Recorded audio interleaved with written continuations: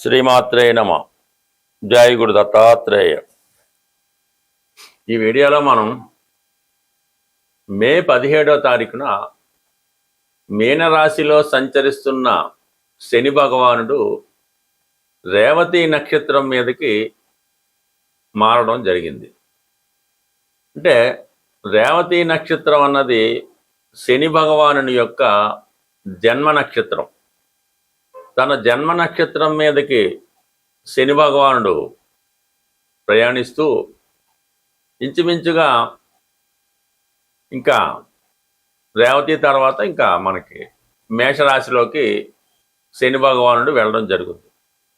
2వ తారీఖు జూన్ నెల 2027వ సంవత్సరం దాకా కూడా మరి శని భగవానుడు రేవతి నక్షత్రం మీద సంచరిస్తూ అదే నక్షత్రం మీద వక్రగమనం పొంది మళ్ళా కొద్ది రోజులు ఉత్తరాభాద్ర నక్షత్రం మీదకి వచ్చి మళ్ళా రేవతికి వచ్చి ఇంక డైరెక్ట్గా జూన్ 2వ తారీఖున మేషరాశిలోకి ప్రవేశించడం జరుగుతుంది. సో ఏదైనా రేవతి నక్షత్రం అన్నది బుధుని ఆధిపత్యంలో ఉన్నటువంటి నక్షత్రం. శని భగవానుడికి బుధుడు మిత్రగ్రహం అవటం వల్ల మరి ఆ మిత్రుడి నక్షత్రం మీద ప్రవేశించినటువంటి శని భగవానుడు ఏ ఏ రాశుల వారికి ఎటువంటి ప్రభావాన్ని చూపడం జరుగుతుంది అన్న విషయాన్ని మనం ఈ వీడియోలో పరిశీలించడం జరుగుతుంది. కర్కాటక రాశి వారికి శని భగవానుడు రేవతి నక్షత్రం మీద సంచరించడం మరి ఈ కర్కాటక రాశి వారికి ఏ విధమైన ఫలితం ఇస్తుంది అని పరిశీలించినప్పుడు ఈ శని భగవానుడు బుధుని యొక్క పరిపాలనా నక్షత్రం అయినటువంటి రేవతిలోకి రావడం జరిగింది. అంటే శని భగవానుడు మీకు బుధుని యొక్క ఫలితాలు ఇవ్వడం జరుగుతుంది. బుధుడి రాశి వారికి తృతీయ వ్యయాధిపతి. ఈ ఫలితాలు మీకు అంటే తృతీయ వ్యయాధిపతి ఫలితాలు శని భగవానుడు ఇవ్వడం జరుగుతుంది.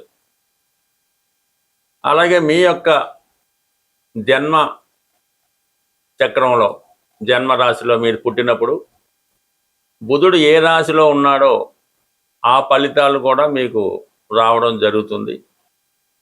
ఇప్పుడు మీకు తృతీయ వ్యయాధిపతి బుధుడు అవటం వల్ల ఈ సమయంలో మీరంటే మే 17 తర్వాత నుంచి ఇది ఇంచుమించుగా మీకు 2027 జూన్ 2వ తారీఖు వరకు ఈ శని భగవానుడు అటు ఇటుగా రేవతి నక్షత్రం మీద సంచరించడం, వక్రించడం, కొద్దిగా వెనక్కి నక్షత్రం మీద వెళ్ళడం, మళ్ళీ తిరిగి నక్షత్రం మీద వచ్చినప్పుడు కూడా సంపూర్ణంగా మీకు రేవతి నక్షత్రం మీద ఉన్న ఫలితాలే జూన్ 2వ తారీఖు 2027 వరకు అంటే సుమారు ఒక సంవత్సరం పాటు అటు ఇటుగా ఇవ్వడం జరుగుతుంది.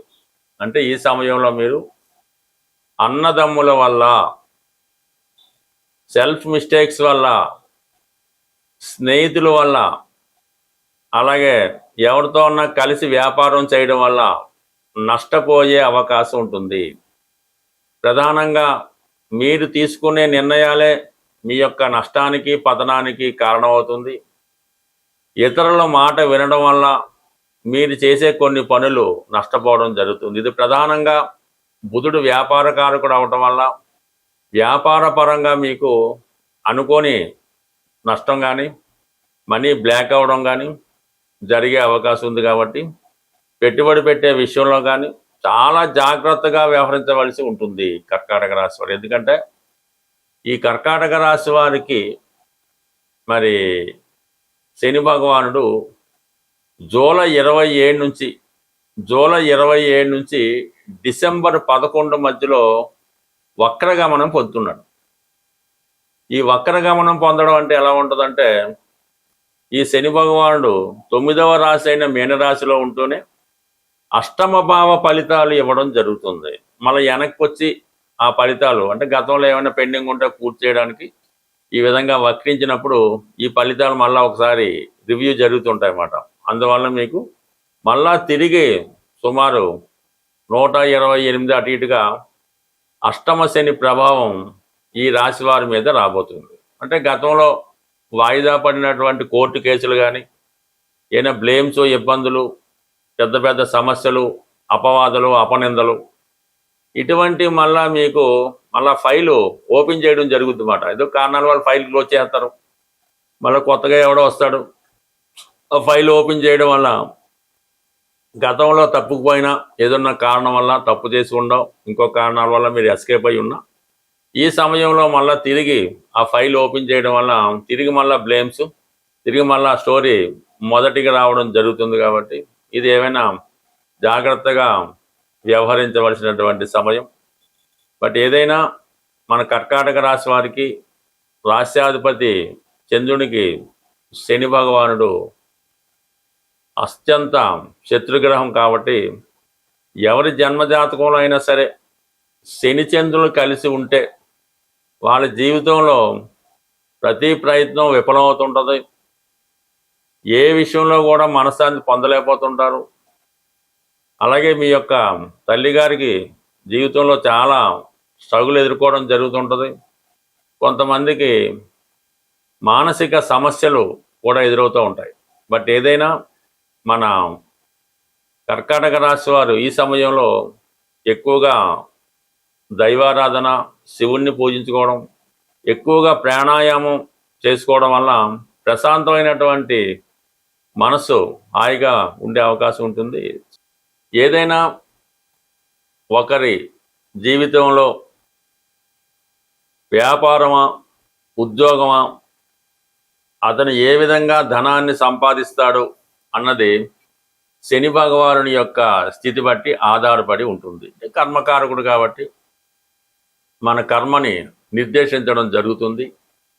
అలాగే ఆయుష్కారకుడుగా ఈ భూమి మీద జాతకుడు ఎంతవరకు ఈ శరీరంతో ఉండడం జరుగుతుంది అన్నది కూడా శని భగవానుడు నిర్ణయించడం జరుగుతుంది.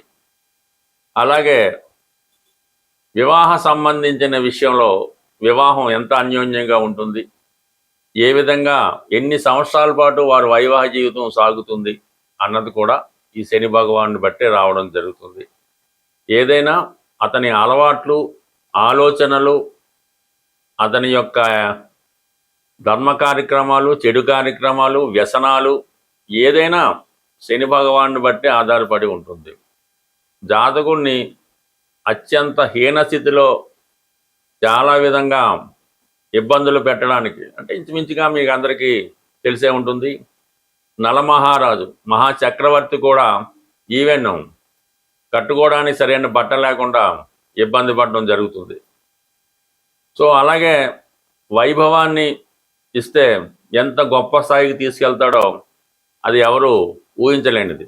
సో ఈ విధంగా ఈ శని భగవానుడు రేవతి నక్షత్రం మీద ప్రయాణించిన సందర్భంలో ప్రధానంగా ఉన్నటువంటి ఏ ఏ రాశుల వారికి ఏ విధంగా ఉంటుందో తెలుసుకుంటూ మరి ఈ పరిహారం, అంటే బుధుడు విద్యాకారకుడు, వ్యాపారకారకుడు, అందువలన వ్యాపారపరంగా కొద్దిగా ఆర్థిక మాంద్యం ఏర్పడడం కానీ, ప్రజల దగ్గర ధనం రొటేషన్ తగ్గడం కానీ, వ్యాపారాలు సజావుగా సాగకపోవడం, విద్యా సంస్థలు అంత సక్సెస్ఫుల్గా నడకపోవడం, విద్యార్థులు కూడా విద్య మీద పెద్ద శ్రద్ధ పెట్టకపోవడం, ఇవన్నీ కూడా అంటే బుధుని యొక్క కారకత్వాలన్నీ కూడా కొద్దిగా ఇబ్బంది పడుతూ ఉంటాయి. అంటే వాటిని లైన్లో పెట్టే, దారిలో పెట్టే ప్రయత్నం శని భగవానుడు చేస్తాడు కాబట్టి. బట్ ఏదైనా వ్యాపారస్తులకు మాత్రం ఇది కొంతవరకు గడ్డు కాలం అనే చెప్పచ్చు.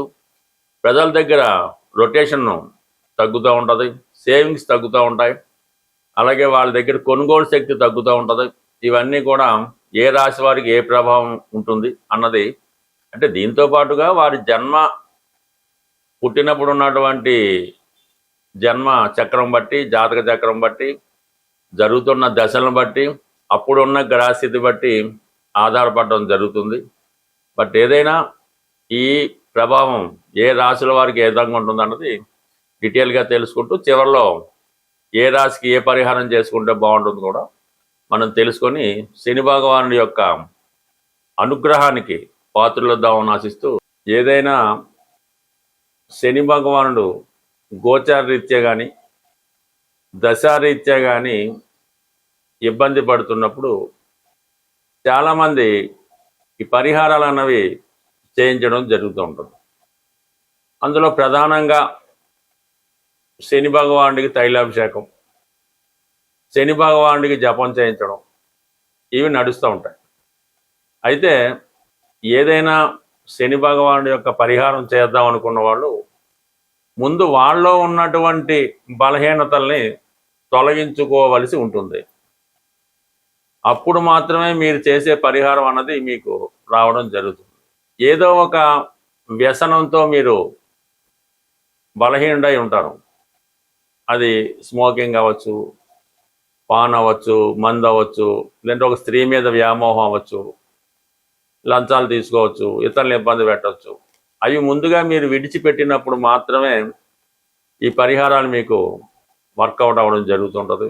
చాలా క్రమశిక్షణతో సూర్యోదయానికి ముందే లేచి, అలాగే కొన్ని నిమిషాల పాటు ఒక అరగంట 15 నిమిషాలు వ్యాయామం చేసి, అలాగే సమయానికి అన్ని రకాల కాలకృత్యాలు తీర్చుకొని దైవారాధన చేసుకుని సూర్య నమస్కారం చేసుకొని, పెద్దవాళ్ళు ఎవరైనా ఉంటే మీ కుటుంబంలో మీ ఇంట్లో పెద్దవాళ్ళు ఎవరైనా ఉంటే వాళ్ళకి ఏదైనా ఒకసారి వాళ్ళని పలకరించి వాళ్ళకి ఏదైనా బిస్కెట్లు ఏం కావాలంటే అవి మందులు అవసరం ఉంది తెచ్చి పెట్టడం, వాళ్ళకి ఏదైనా ఆహారం టిఫిన్ కావాల్సి ఉంది పెట్టడం, ఈ విధంగా మీరు చేయడం వల్ల ప్రధానంగా ఈ మధ్యకాలంలో ఈ పని తొందరలో అదే అవ్వచ్చు, మీ ఇంట్లో వృద్ధులైన వాళ్ళు హెల్త్ ప్రాబ్లంతో మంచాన ఉన్నవాళ్ళు ఎవరైనా ఉంటే మీరు ఉదయం పూట ఒక కాఫీ అవ్వచ్చు, ఒక టిఫిన్ అవ్వచ్చు, వారికి పెట్టకుండా మీ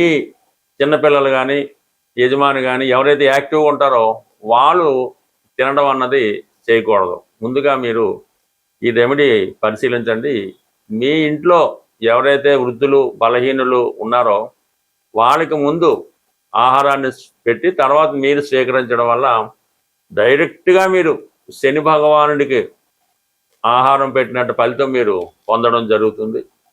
అలాగే కేవలం నెలకు ఒకసారైనా ఏదైనా వృద్ధాశ్రమాన్ని, అంటే అనాథలు ఎవరైతే కుటుంబ సభ్యులతో నిరాధించారో వాళ్ళ అనాథలు, వాళ్ళకి వెళ్ళి వాళ్ళకి అవసరమైనటువంటి ఆహారం కానీ పళ్ళు కానీ మాత్రలు కానీ మందులు కానీ కేవలం పరామర్శించడం ద్వారా కూడా కేవలం శని భగవానుడు ఈ విధంగానే అనుగ్రహిస్తాడు తప్ప మీరు లక్షలు వేలు ఖర్చు పెట్టి ఏదో జపాలు చేయించాం, హోమాలు చేయించాం, అది చేయించాం, ఇది చేయించాం అంటే జీరో ఉపయోగం. మీకు మీరుగా ఈ విధంగా మీ కుటుంబంలో వృద్ధుల్ని సేవించి వాళ్ళ యొక్క ఆశీర్వాదం పొందడం వల్ల, వారిని జాగ్రత్తగా చూడటం వల్ల కంప్లీట్గా మీ యొక్క శని మీకు అనుకూలించడం జరుగుతుంది. శని అనుకూలించినంతగా ఏ గ్రహం కూడా అనుకూలించదు. అందువలన శనిగ్రహ అనుగ్రహం ఉంటేనే మిగతా గ్రహాల అనుగ్రహం కూడా మీరు పొందడం జరుగుతుంది. మరి శని అనుగ్రహం పొందుతారని ఆశిస్తూ స్వస్తి.